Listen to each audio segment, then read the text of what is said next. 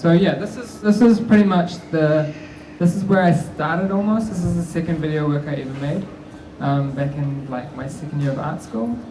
It was actually part of a sculpture, which was the balls, like the balls themselves made out of glue.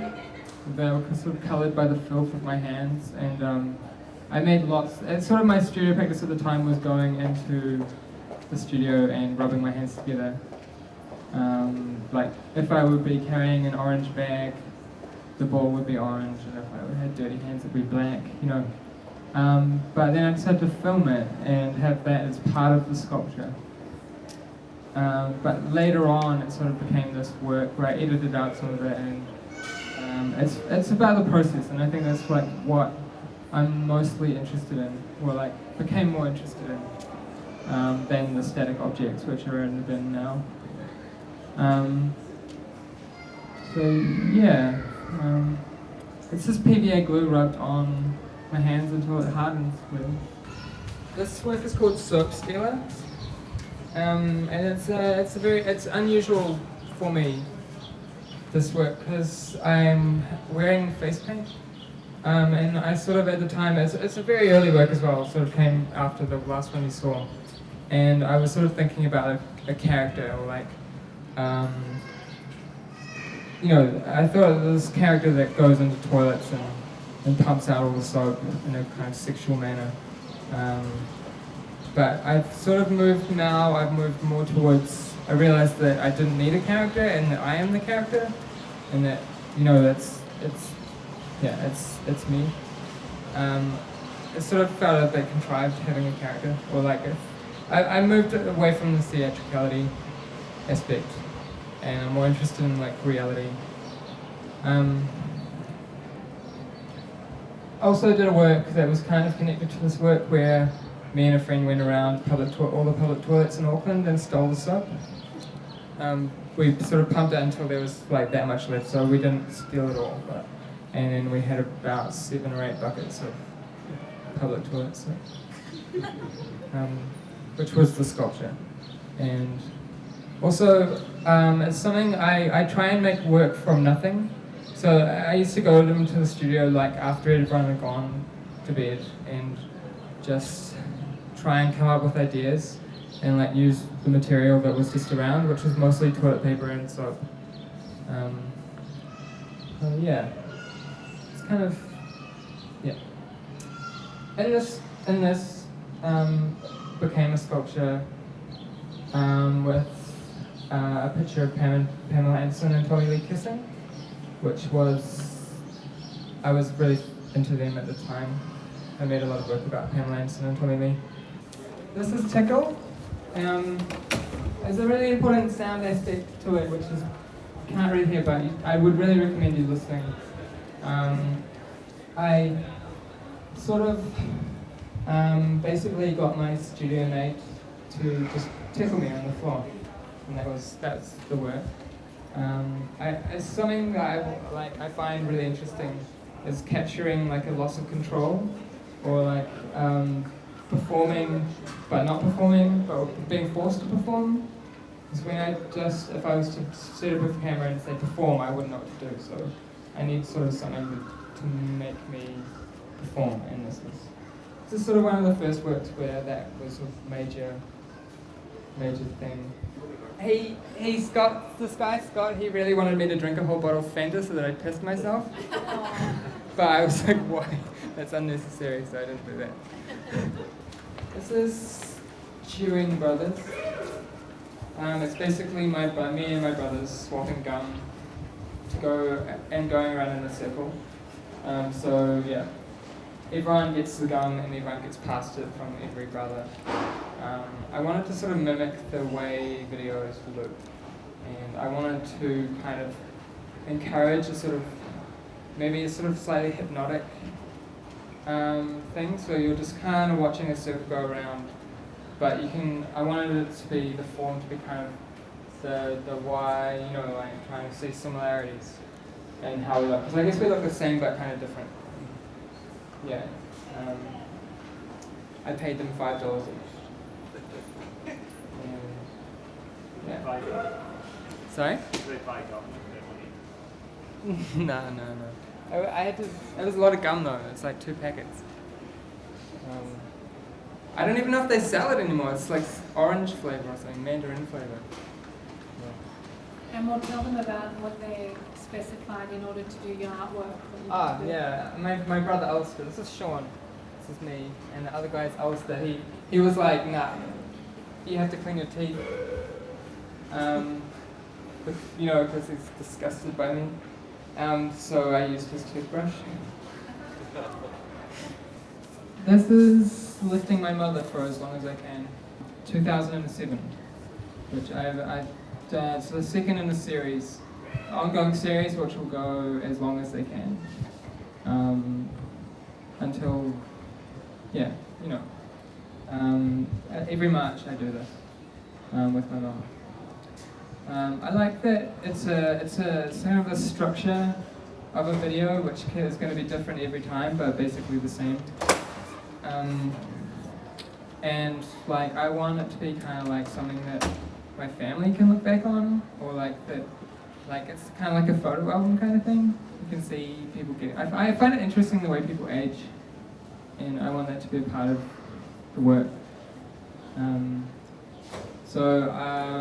This is the second I've done. I'm about to do my 5th one in March, and I've never broken the 4-minute mark, but I hope to this time. This is Soda Diary. Made this in a period where I was kind of wanted to get away from stuff. It was like a bad time, you know. So I was like living in my parents' house, and they have this. Their fridge is always away at the time. It was always stocked with soda water. And when I drink too much bubbles, I make this horrible sound, just involuntary. So I wanted to make it into a work.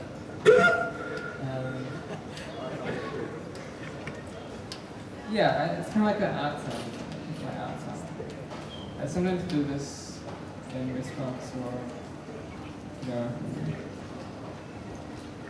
it's probably something I need to get checked out.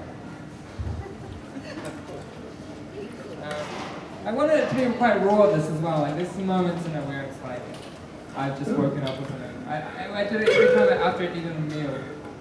And usually the meal is bacon. Sandwich. This is this weird spare bed that had been left in my flat. I don't even know who owned it.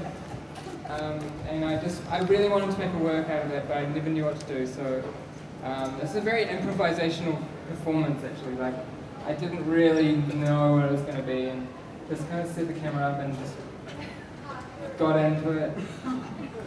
I just bought a new coat as well. I'm just wearing the coat and nothing else. So the coat was actually kind of strangling me, actually, a bit, so that was kind of horrible. And then my mum rang and talked to me about meeting up for coffee or for breakfast. I like the phone call. The phone call is like, it's like the kind of the worst thing that can happen in a performance.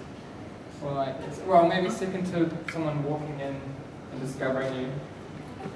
But I thought it was interesting because it brings it back into like, kind of puts it in a real context, because it is a kind of crazy thing to do. And I think that's part of it. I try and be as secretive as possible because I kind of don't know how to explain what I do to people. And it's kind of about that. And this is my room. This is old clothes. This was actually a commission. It's my one and only naked work. The guy who commissioned it there's sort of this kind of subtle hint about he wanted something quite racy. He wanted naked, and I wanted to give him shy naked. So this is what I did. I had a lot of old clothes that I needed to throw out, and this is the bin that was right outside my bedroom, so I could just set up the camera and did it. Yeah. I think about this This bin filled with clothes is kind of a sculpture. Like a public thing, But it actually didn't last very long. It was very temporary. Someone took it down. I don't know who did that. Campbell, you know how you sent me a couple of videos where you had a towel wrapped around you, and there's one where you jump up and down, and you kind of try to keep the towel, and then there's another towel work, which is a great work, which we wanted to select but couldn't, and that's where you're climbing a tree with an orange towel. I wondered, was it after seeing those towel works that you were commissioned? Possibly. It's like, well, the towel works were kind of about having a shower and making a performance after having a shower while I was clean. I wanted to be as clean as possible. There was a great moment when this was shown. This work was shown at the Auckland Art Fair, and the kids, all the kids that were around, kept on running. Apparently, they were running up to it, and like as soon as my clothes would come off, they would run away screaming. So that was really nice, and yeah. And apparently, someone asked Michael if it was Mr. Bean in the video. I would love to see that Mr. Bean episode. This work is called Chip Mountain, and this is something I did in Burger King. Kind of relates to things I was thinking about with the other work, the last work we saw, where the work takes place in public. Because I want to do more public things actually, but it's kind of limited what I can do. So yeah, I basically just went into Burger King, bought 5 things of chips and chewed them and made this little sculpture. Kind of reminds me of like a little post-minimalist kind of Louis bourgeois, ugly kind of thing. The music is really important in this, so I recommend that people listen. There's a great Police song playing in Burger King. And I felt really sick after this. After this, actually, we were walking back, and my friend got asked. This lady came up to him, and she was like, "Oh, talk to him about being a model." And she didn't say anything to me because I was like slimy and gross, and that's the. I got my friend to watch. I got him to guard my camera, but I didn't. I think it's important with my videos that the camera is the only one that sees it when it's happening. So I got him to wear glasses with tape over them so that he couldn't see.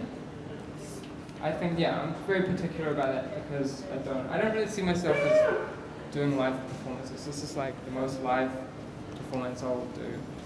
This is something I'm sort of working on now. This is taking place in the basement of my house. Basement of my building. I've been making works down there after everyone goes to bed. I'm trying to make as many works as I can using the floor and sort of sandwiching something between me and the floor. So this is sort of where that started. And my next show is going to sort of center around the floor of the basement in my house.